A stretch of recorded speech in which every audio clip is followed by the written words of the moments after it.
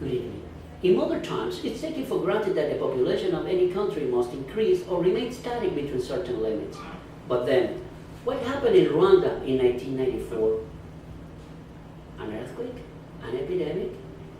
Tonight, I'll tell you about the historical background, the development, and the consequences of the most intensive genocide in human history, the Rwandan genocide of 1994.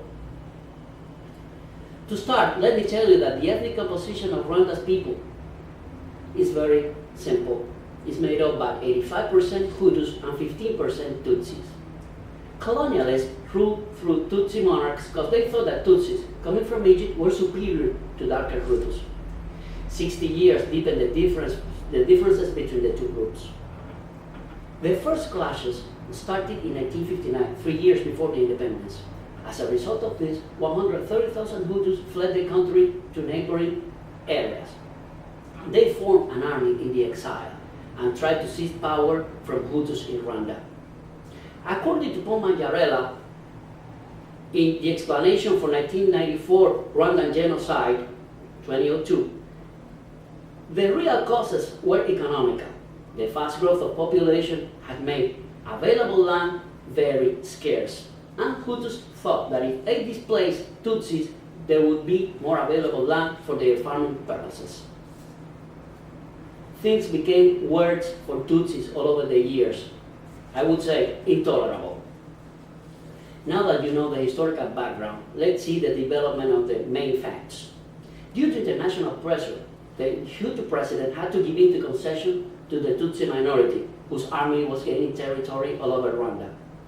A few months after the agreement was signed, the president's airplane was shot down, and the president died as a result of this. Hutu, who opposed the agreement, are thought to be responsible for this action.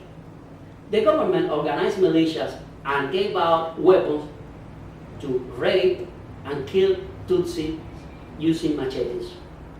The media played an essential role in this campaign.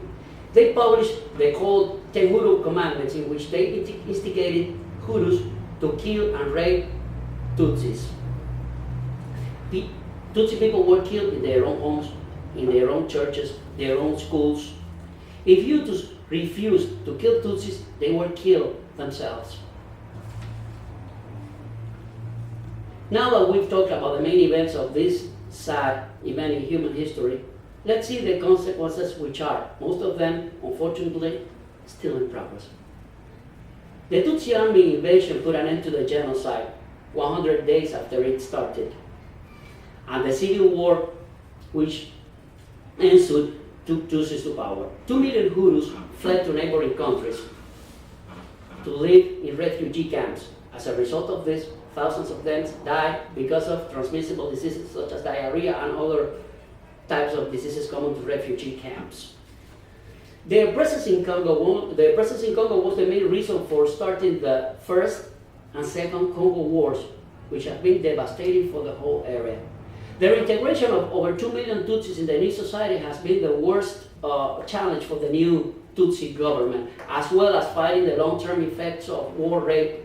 In this war, between 250,000 and 500,000 women were raped by Hutu soldiers and Hutu militiamen.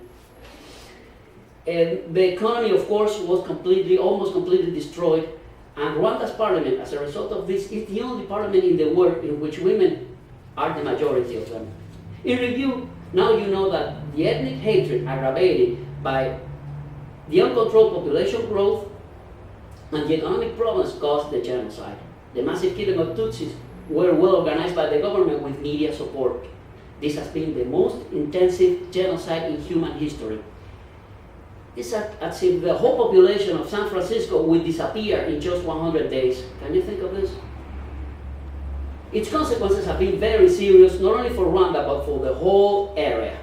I hope this conference has helped you understand why it's important to put an end to this kind of events in our world, to have a better world around us. Thank you.